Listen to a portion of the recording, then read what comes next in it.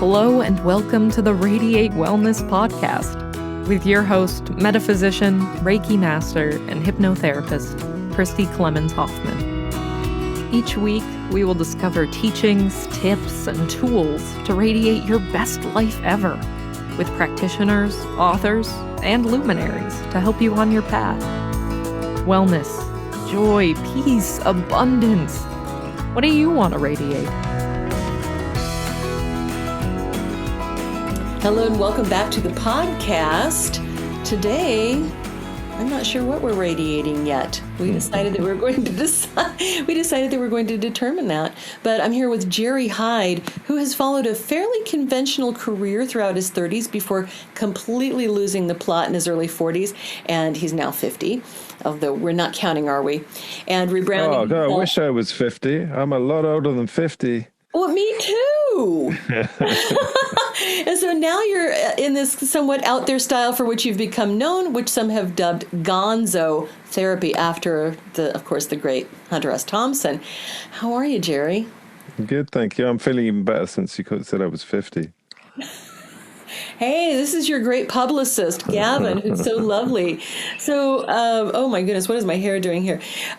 You've written this book called Empathy for the Devil, which just seems so interesting. It's about basically psychedelics and sex and all of these really interesting topics. So what do you think that radiates? Well, yeah, what does it radiate? It's a contradictory radiation. I think it radiates darkness and hope. I hope it radiates darkness and hope, but hope through I really like those old Greek myths that they used to teach us in school, where someone goes down into the underworld or down into the labyrinth and they emerge after competing certain trials or ordeals. So I hope it radiates hope via the darkness, because you got to go into the darkness to find that sometimes. You know what, Jerry, I do think that is perfect, because it really is only after this dark night of the soul, after this, exploring the shadow, exploring the depths, that we really do find ourselves, and that gives lots of hope.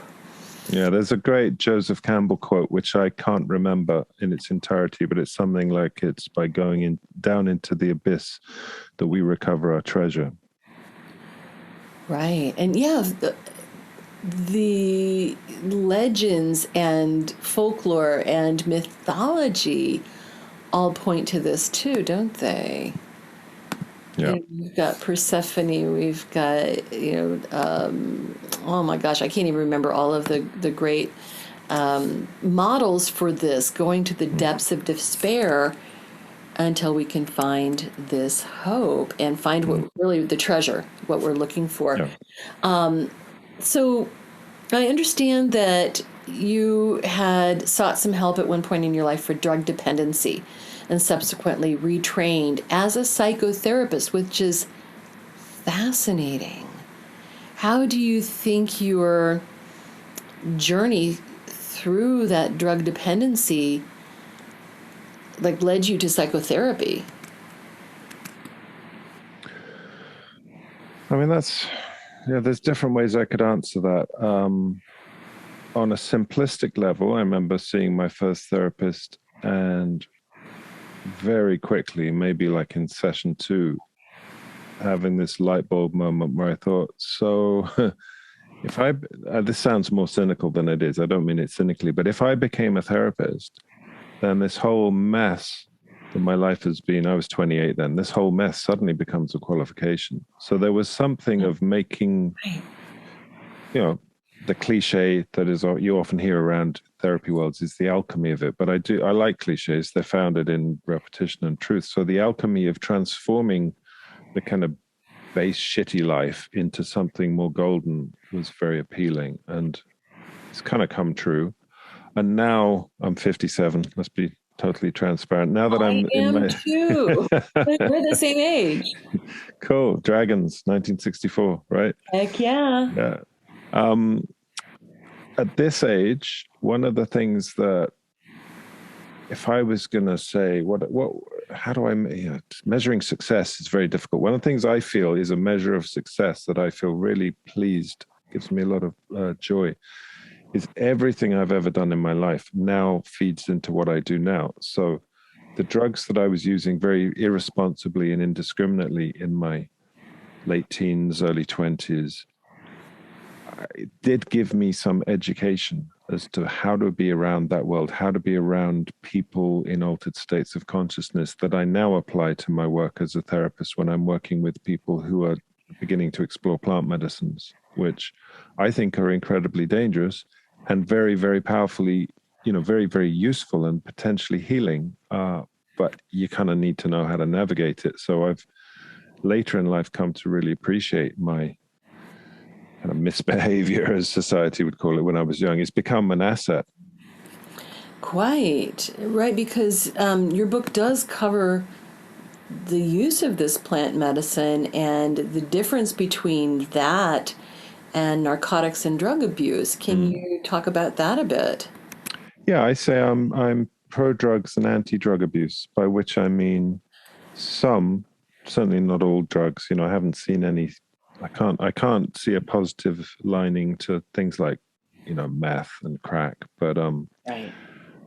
certain substances have been used for millennia, and if you approach them with a huge amount of respect, preferably if you've done a lot of work on yourself to stabilize and iron out any latent, serious mental health issues and stabilize yourself, they can, I guess the best description would be, you could say they give you access to your unconscious, which of course, because it's your unconscious, you can't get access to in a kind of sober state.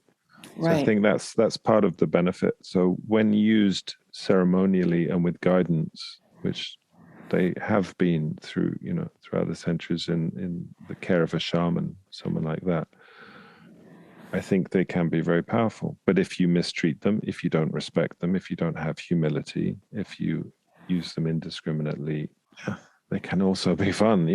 Everyone probably can say they've had fun on alcohol or recreational drugs, but you take these things too far and they quickly become problematic. Probably true of all mind-altering substances. Oh, absolutely. I mean, they can alternatingly be fun, enlightening, and really dangerous. Yeah. But it's kind of it seems like a Russian roulette when we go out using them indiscriminately, what the experience is going to be. Yeah, I mean, I'm an advocate to certain people at certain times of their life of psychedelics, whilst being very frightened of them, because I view my use as, certainly when I was younger, I think that description, Russian roulette, is one I've used a lot, and I feel like I've used up all the empty cylinders, and so each time, it's a few years now since I've done anything like that. I had about 30 years off before I went back, and then under a lot of guidance and with a lot of care, but it still really scares me. And probably always should. That's probably, I think that's a good attitude to go in with a degree of not sure where I'm going here, Right, because it does leave us open to so many things. Of course, chief among that, our shadow self. Right? Yeah. Or not just open, it takes us in touch with, takes us in contact with. Right, right. And what can be the detriment of that? What happens then? Well, I think our egos are very attached to not having a shadow. And so you can get into, really, when you have some of these experiences, they do, we hear this phrase, ego death. Well, it's real. Yeah. Your ego doesn't want to die any more than you and I do. So it will fight back. And that's where I think people can have these experiences that we probably incorrectly would label a bad trip. I mean, you can certainly have a horrible experience, especially if you're not, helped and guided. I don't personally go with the idea of a bad trip. I think we can have experiences that we don't enjoy and that can shake us up. But again, you tend to get shown what what you need to be shown. But if your ego goes, no, I'm not that kind of person, I don't want to know that, then you can end up quite split, I think, and disturbed. So the number one word for me with any of these things is surrender. You have to surrender to what you're shown. Right. How would one do that? To accept it, to not fight, to whatever happens, I think this is true of a sober existence as well. I would apply that to depression, for example. Exactly. If you're depressed and you fight it, or you go and take substances, I mean, some people clearly have to. They feel that's their only option. But if you're depressed and you fight it and you take antidepressants, then you're in a kind of prolonged maintenance program that you might recover from, you might emerge from. But I have found, as someone who definitely experiences depression from time to time, if I do the exact opposite of what my English upbringing tells me, in England, they say, don't wallow in your feelings. Actually, if I sit in my depression and almost visualize it like sitting in a bath, the pain tends to pass much quicker. I will often get clarity on why I'm in pain, which is not always clear. Right. And surrendering to that feeling, okay, I'm depressed. I'm not going to try and cheer up or ignore it. I'm just going to allow myself to feel this. It tends to move through me a lot quicker. Oh, that's a very good point. Now, if someone is seeking out plant medicine and this kind of experience, it's like, I know that we can go to South America. There's opportunities there. I don't know anyone personally, but I've heard that there are experiences that we can have here in the United States. I'm sure that's true in Britain as well. But what would you look for in some sort of guide or some sort of program to do this?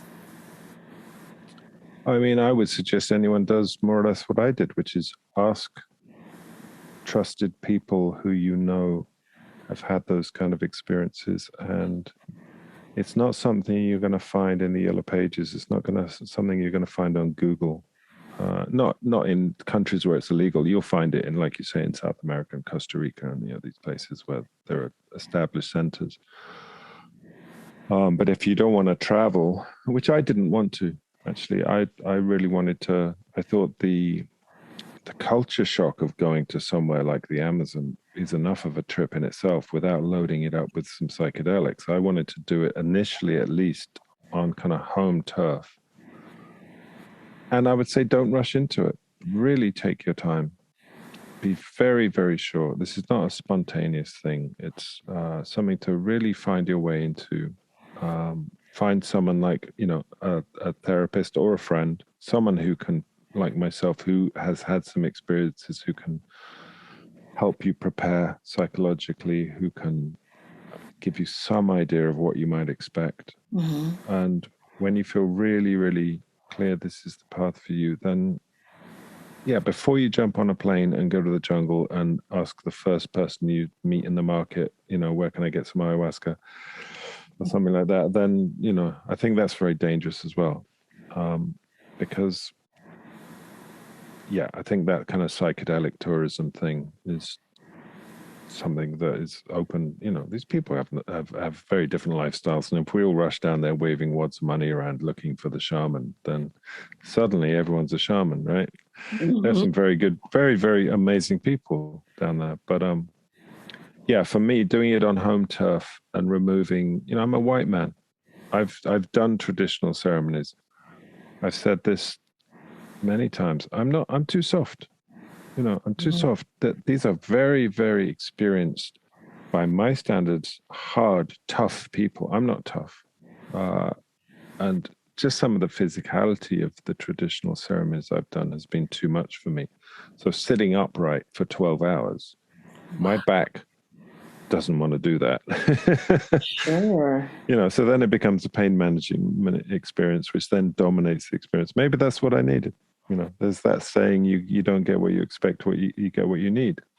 Mm-hmm. There's some value to that, but at the same time, I like my mattress and I like my duvet and I like to crawl underneath and go with wherever the medicine want to take me. And I just want to throw in here at this moment, I was talking to my therapist about an hour ago about, people talking to me about plant medicines. I'm not an expert. I haven't done much of it. I've done ayahuasca 6 times. I've taken iboga. I've taken peyote once, iboga once, 5-MeO DMT once. I'm a real beginner.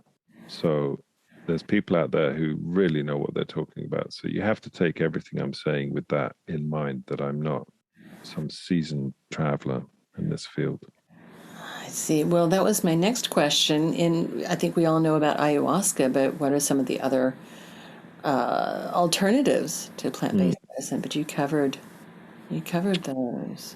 Yeah, I mean, the others are all plant-based medicine, or certainly, I mean, 5-MeO DMT is the venom of the buffalo toad from California. Right. So that's smoked. Iboga is a root from Gabon in West Africa. Peyote we know about is, Right. The mushroom. Cactus. Right. Cactus, yeah. Oh, so it's a cactus. Oh, see, Yeah. I don't know any of this. I've never done any type of psychedelic, never done any type of these mind-altering type of drugs. So I am a complete, not even a novice, complete baby about this. So I always want to trust people like you who know about these things. And we all know at least someone who's had a really, really negative experience with using these things, perhaps permanently negative experience, right? It can ruin some people. So I always want to approach this with extreme, extreme caution. I think that's really sensible.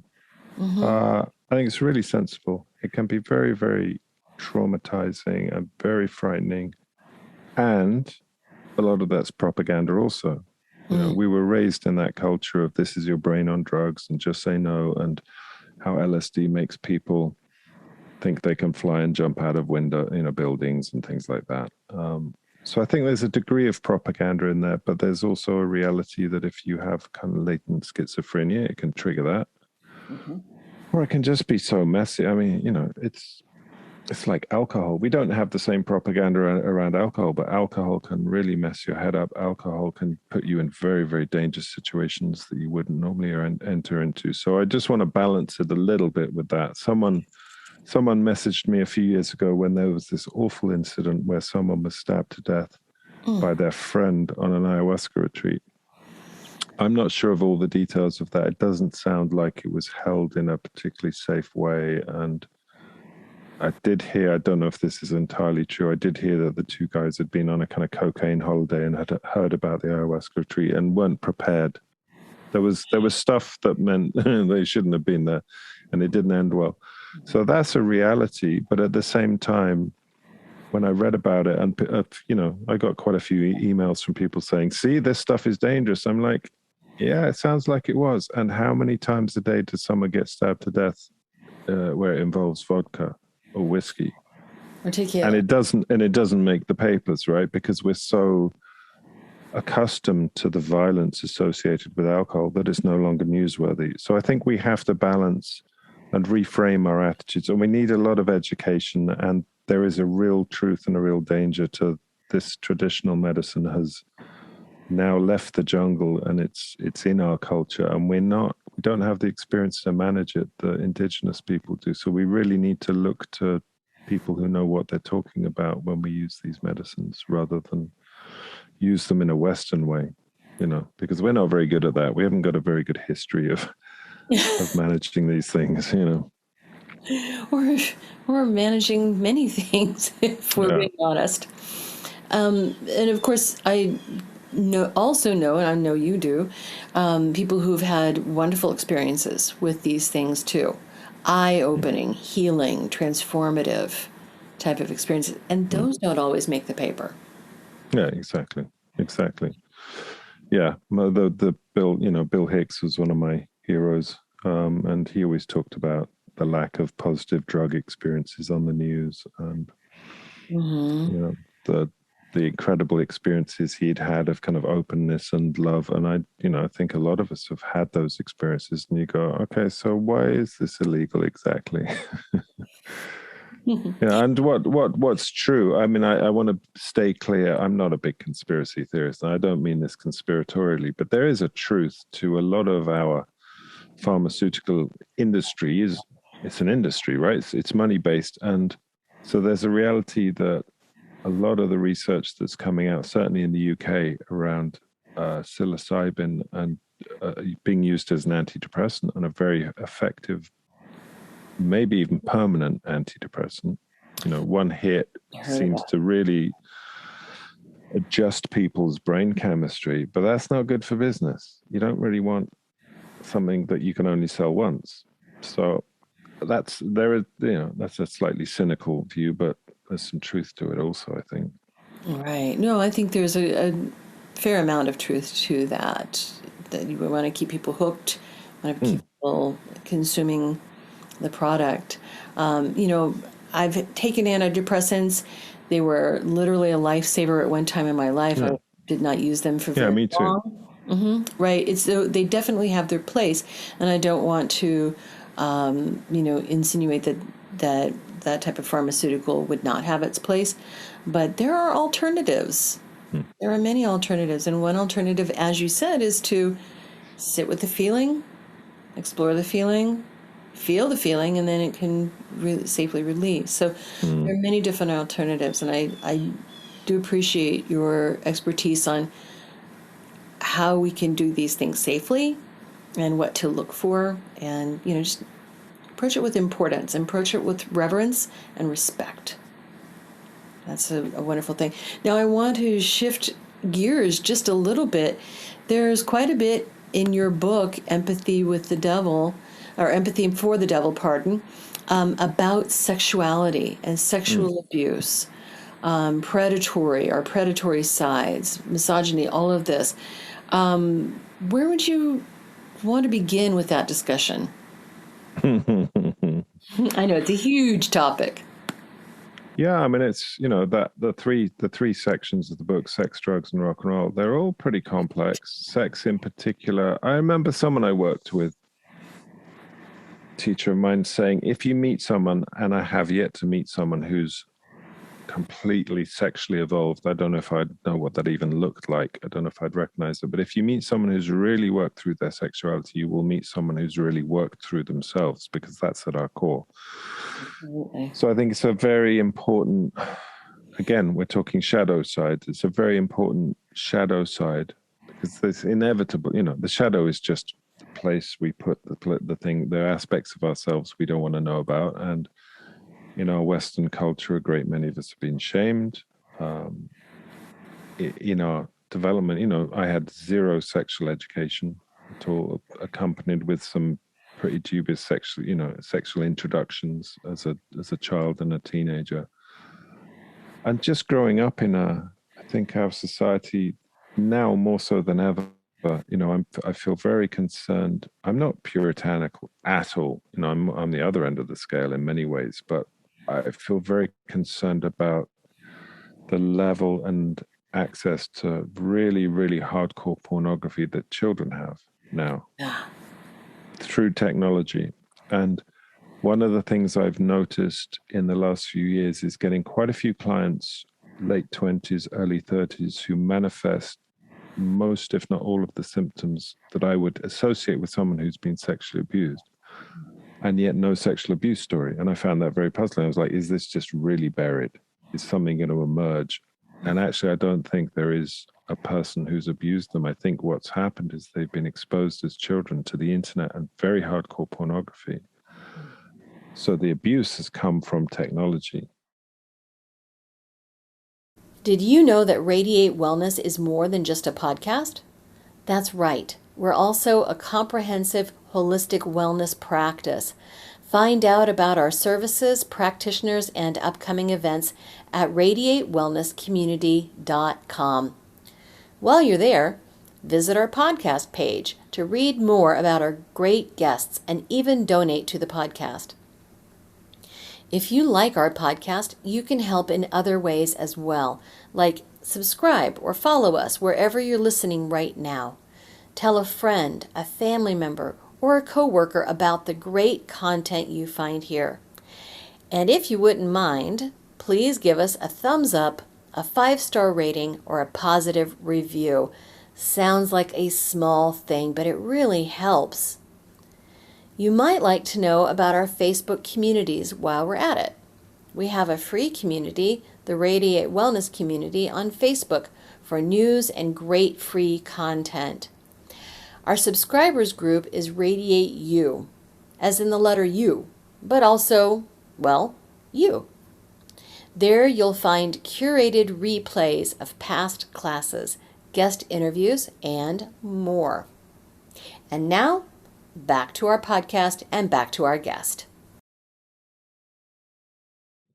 And a lot of these kids, their parents, in all good faith have said, right, you need a computer in your bedroom so you can study your homework, and then don't realize or didn't realize 20 years ago that the first thing the kids or the boys going to do is look for pornography. And then they get pulled in. You can get some very dark corners of the internet where they get pulled in.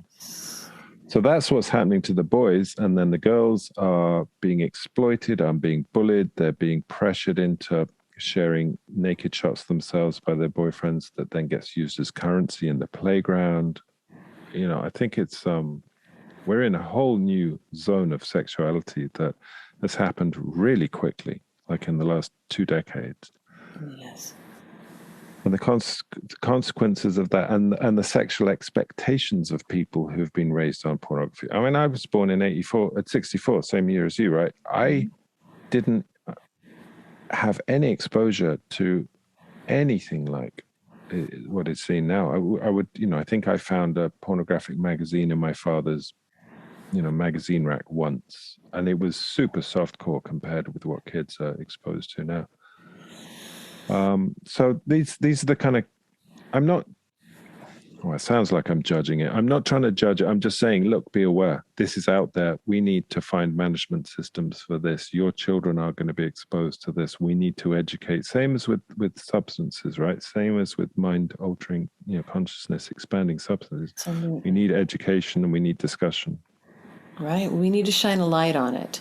We need to know and talk about it. Yeah, we need to have these conversations. I think that's important. I've got a 14-year-old, almost 15-year-old daughter, and it's really terrifying. So that said, there has been a lot of sexual abuse. I am a hypnotherapist. I'm a Reiki master. I kind of jokingly say that nobody ever comes to see me because their life is going great.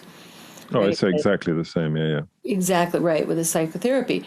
Right. I see a tremendous number of people who are still healing as adults and older adults healing from sexual abuse as a child. Do you feel it's possible to heal from that? Nope. Okay. All right. Well, I'm ambivalent about this term heal. I've been doing this 27 years. I'm still not sure what it means. It's such a easily used word. Like change is an easily used word that I find I am guilty of using. But when you stop and go, hold on, but what does this really look like? What does it mean? I don't know. It's like if you cut your finger, if you treat it appropriately, it will heal, and there will be no evidence you had to ever cut your finger. That's not the same with sexual abuse. No. There's always going to be evidence. You're always going to remember those experiences, and you will I don't want to sound negative here, but I think you will. It's going to be a different management system for someone who's been sexually abused in how they navigate their sexuality and their sexual life to someone who's not ever had. Even now, I'm hesitating because, like I said, I think everyone's been sexually abused now by our society. But nevertheless, if you've not been physically abused by a person or had really toxic experiences, I doubt it's going to be as complex as someone who has. That's not to say you can't do a lot of very positive work to redress some of that. And Right. I'm a big fan of Gabor Mate. Do you know his work? No, I don't.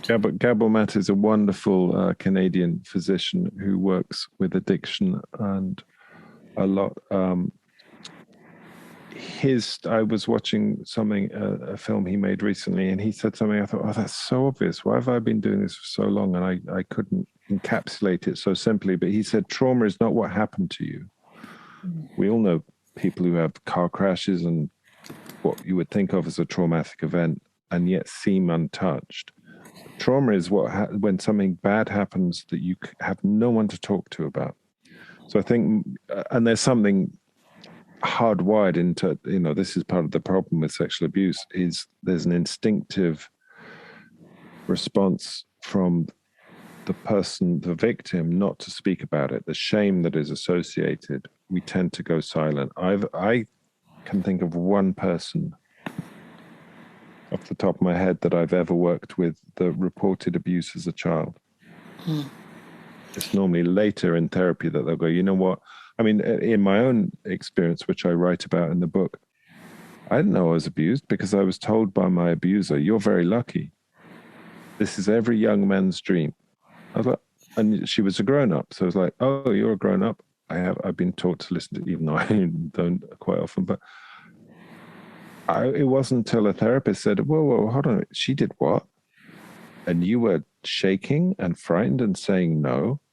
I was like, yeah, but that's not abuse. And he was like, okay, so you've got a 17-year-old girl lying on a bed, naked, shaking and saying no, and a man in his mid-40s has sex with her anyway. What's that? I said, that's rape. And he went, so what's the difference? And that was a kind of, oh, shit.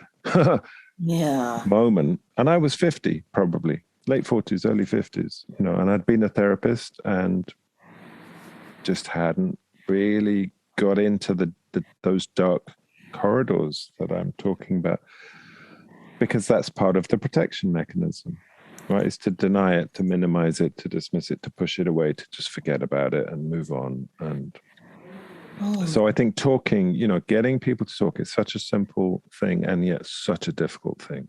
And I can work with people for, well, I was going to say decades. I mean, that's actually true. There are people I've worked with for decades who I still don't know what happened to them. I know the headlines. I know they were abused by their father or their teacher or whatever.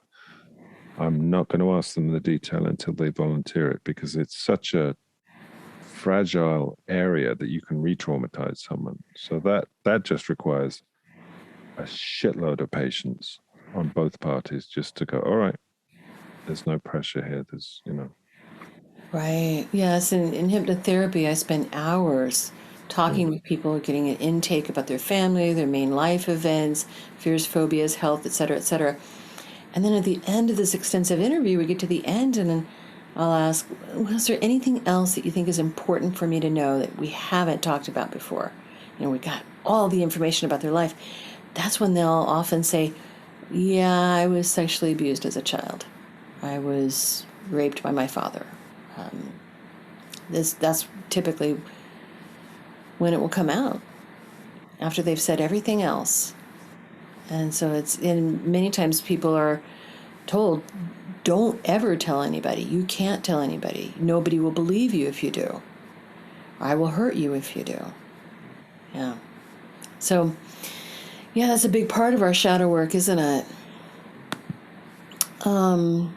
So in the book, there's also confronting your predatory side. So looking at this abuse in a little different way. Can you talk about that?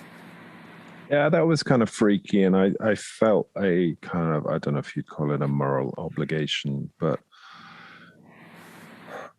I just thought, what if I've put quite a lot of focus on myself as a victim, and that was necessary to work through that, and that's work in progress, that's ongoing. But what about this statement that you often hear, again, quite casually thrown about, that all abusers have been abused? That if you're abused, you become an abuser. And I thought, well, I've never met anyone that put their hand up and went, yep, that's me. But what if I have the courage to ask that question of myself? It's like, well, no, I don't have sexual feelings towards children.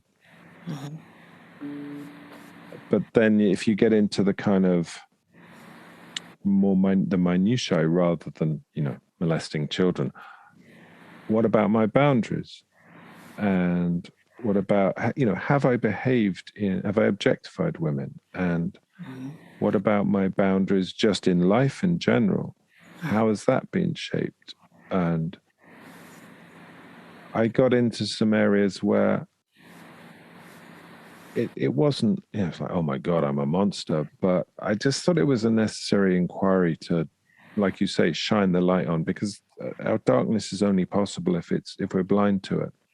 Right. And I think by going into those places, I could see how I'd behaved in certain relationships where I wasn't very proud of my behavior, and take a bit more ownership of that. And hopefully by doing so, not repeat that behavior, in the same way, or have a different relationship to it, or have different language. And also look at some hard truths, which is one of the things I recognized in doing this was, when a woman, I'm heterosexual, and when a woman hits puberty, my relationship to that person changes. And that feels quite primal, quite animalistic. Again, I don't have any attraction to teenage girls, but there's a shift in the behavior. So I have 2 daughters and I have a stepdaughter. There's a difference in how I will cuddle them, how I will physically interact with them. That is quite instinctive. I didn't have to think that one through. But I think it's an important one to look at. So what changed? I started to recognize them as sexual beings. And that's something that I think is scary for a lot of it. Oh shit, what does that mean then? Does that mean, no, it's just look at ourselves, look at our sexuality in the broadest way possible. Look at the things that are a bit scary. Look at how you might have behaved.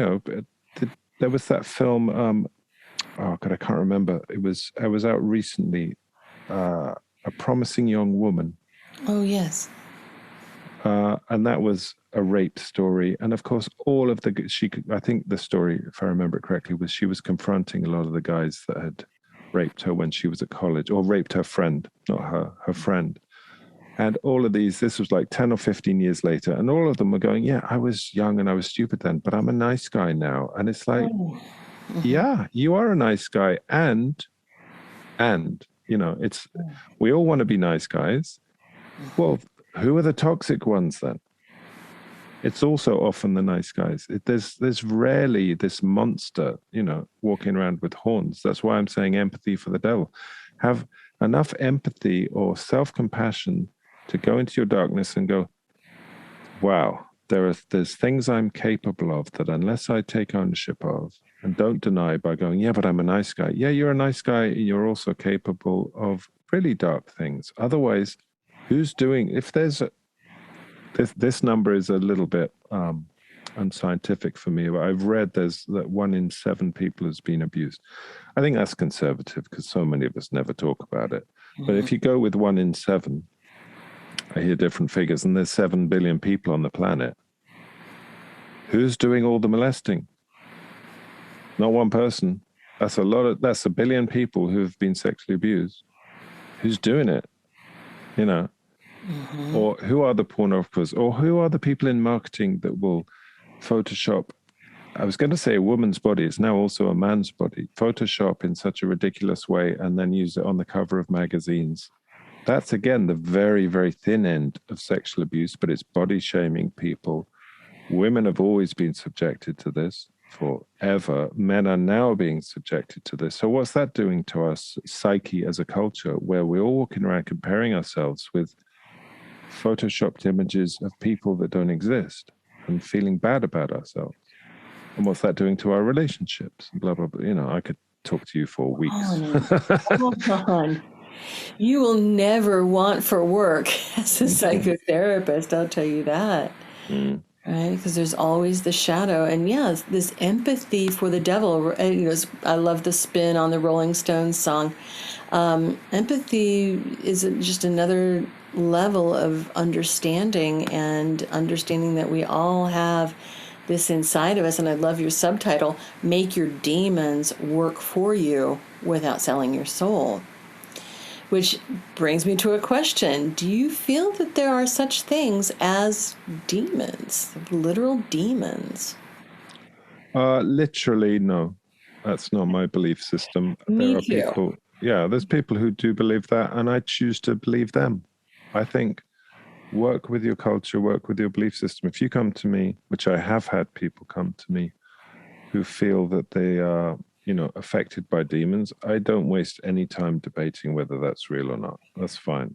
I have to say, I did meet two when I was a baby. My first ever memory is of an angel and a demon appearing by my bed. Literally my first ever memory. I was in a cot, so I might have been newly born for all I know. I can't remember. It was in the first year of my life. So that's interesting that That's theme has interesting. kind of been around for a while for me. Sure. And when I get a little bit psychoanalytic about it, which I try not to because I quite like the mystery, I think, well, what's a baby dealing with? They're dealing with right and wrong and good and bad, and so maybe I had a vision of or some kind of manifestation of good and bad, in a very simplistic term. But I think it's a bit more complex than that. It just probably set me on a path of inquiry around these dualities, because I don't really think they're useful. Actually, good and bad is not terribly useful because you can only be one or the other in our system, and I don't believe in that. Interesting. This is interesting because I've always thought this is my world, the root chakra. I've always thought the root chakra was the most important. Questions of survival, fear, trust, stability, all of these things. And I feel like it is fully formed, or it is forming as we are infants. So that you bring this in Right. as an infant, that is really, really interesting for your life path. I am totally digressing here. But, issues of sexuality, issues of even drug use, and all of these things that come from this, I do believe comes from root chakra trauma. So that is interesting, and embracing that part of us that has that trauma. So helpful. Very helpful. So so basically what you're saying is that demons are kind of what we make of them. It's our For me, it's a motif. So it's a motif. When I think of, for example, my relationship with tobacco, the first thing I did when I was born was give up cigarettes, right? Because my mum smoked through the pregnancy, so my blood system was hooked up to hers. This was in an era where people weren't educated or informed about tobacco in the same way as we are now. Right. So the first thing I did was kick cigarettes. And my relationship with tobacco has been problematic throughout my life. In Tibet, they think of tobacco as a demon that possesses people. That certainly felt like it. Cravings for tobacco Right. are so powerful. And one of the ways I worked with it was to use that motif and see that tobacco demon as something that was manipulating me, something that was bullying me, something that was pressuring me. I could be sitting on my couch completely warm, safe, comfortable. It's pouring with rain and freezing cold, because it usually is in England outside. And that demon is saying, you need to go to the shops to buy tobacco. And I'm going, but I really don't want to. I don't want to get cancer. I don't want to smell of tobacco. I don't want to pay the money. I don't care. You're going to the shop. And eventually I would break, and I'd find myself walking through the rain, standing outside on the street corner, smoking a cigarette. To have the motif as a demon and go, no, I don't want to be told what to do. I don't want to be pushed around. I don't want to be bullied. I am the boss of this organism that is currently called Jerry Hyde in this incarnation. I want to be in charge. Really helps me, because I've got issues around authority that I kind of pride myself in being rebellious. And it feels kind of ironic and almost hypocritical that I'm then doing what I'm told by some demon that wants me to smoke Marlboro, That's a very good point. That's a very good point. We could apply that to any addiction, even toxic relationships. Yeah, absolutely. Right? Absolutely. Yeah, you're being dictated to by the part that, the payoff is a little hit of dopamine or whatever you get from that experience, which is, you and I know, can often be very toxic. Often is. Not always, but that's what I'm trying to reframe here, is take your demons, make them work for you. Okay, so everyone who's ever been addicted to anything, which again, sorry, it used to be an exclusive club. Now anyone who's got a mobile phone or uses the internet probably has a degree of addiction. That obsessive compulsive drive that fuels an addiction can be channeled into other areas of your life. I'm not saying it's easy, but I've written a book. That's an obsessive compulsive behavior that I use my addiction to drive me into the, it's an obsessive thing when you write a book. Every word you got to check, does this sentence work? Is this chapter working? Blah, blah, blah. It's a 2, 3, whatever, however long process, same as filmmaking, same as painting, same as learning an instrument. You think what it takes to become proficient in a musical instrument. It's not a coincidence that a lot of musicians struggle with addiction, because that same kind of drive to become exceptional on your instrument can also take you down very dark paths. And sometimes it's a fine line between the two. So I'm always encouraging people not to heal their addiction, but to channel their addiction. Okay, so how do you advise people to do that? How do you coach people to do that? Recognize it, own it, stop trying to kill it, and see if you can find, like I said, things are rarely black and white. Right. If you can own that obsessive drive. I mean, when I was using, it was an obsession. I need to get drugs. I need a certain amount of drugs to get through the day and to feel comfortable. And when that amount of drugs is diminishing, I start getting on the phone, calling people to make sure that there's no gap in supply, right? Then I'm driving halfway across. I mean, this is pre-internet days. Now everything's deliverable, but I'm driving halfway across London again on a freezing cold, wet night to sit in a car park somewhere to get something of dubious quality. That's an obsessive lifestyle that requires maintenance. So take that and go, okay, I'm going to apply that to learning how to play guitar. I'm going to apply that to building a new business. I'm going to apply that to my relationship. I'm going to throw myself completely into my relationship. Instead of sitting watching the TV, we're going to switch the TV off every night and we're going to talk for half an hour or an hour or whatever. I think it's finding the positive rather than demonizing, hence the title. Right. Empathy for the devil. Make your demons work for you without selling your soul. Where can people read Empathy for the Devil, and how can they contact you for further information? From me, they can get all my details through my website, which is just my name, Jerry with a J, Hyde, HYDE, .co.uk. The book, I always advise people, if Amazon and the big chains haven't destroyed your local bookstore already, which it probably has, then go to your bookstore and order it. It'll take a bit longer than Amazon.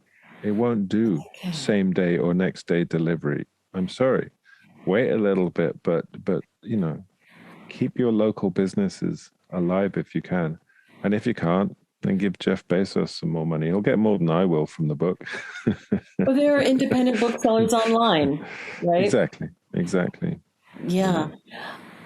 And I have just one final question. If there is anything that we haven't discussed, so I guess that's not really a question. Is there anything we haven't discussed that you think is important to know? Part 3 was a bit of a shoehorning in. It took more effort to make the sex, drugs, and rock and roll motif work. But the rock and roll bit, I do think is important, which I made a slightly tenuous argument, although I believe in it, that a rock and roll band, in essence, is a kind of hunting pack. It comes from our kind of tribal origins, and I then spin off in a fairly typically ADD, which is how my brain works, but into looking at the loss of community and the impact of that on our society and the impact of that on our planet, and consumerism and the need for community, which we've lost. And we go searching for it through social media, but it's actually anti-social media most of the time. Right. Yeah, because that's your book is in 3 parts: sex, drugs, rock and roll, right? And even within the rock and roll genre culture, there's death metal, there's goth, there's these kind of dark, basically music is about sex or it's about death and conflict, right? So it's a good way to get our shadow stuff out there and share that, Anyway, this has been a fascinating discussion. Absolutely so interesting. So I would urge anybody to hit up your local bookseller, independent booksellers online, and pick up Empathy for the Devil and check out jerryhyde.co.com. Is that correct? .co.uk. UK. Perfect. Yeah. And connect in that way. Jerry, thank you so much for talking with me today. No, it's been a pleasure, Christy. Thank you so much. Thank you.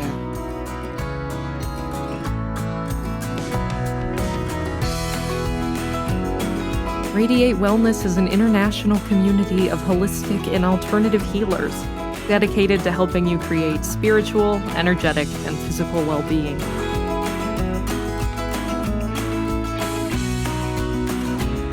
To learn more about our practitioners, services, classes, and events, or to schedule an appointment, visit us at radiatewellnesscommunity.com.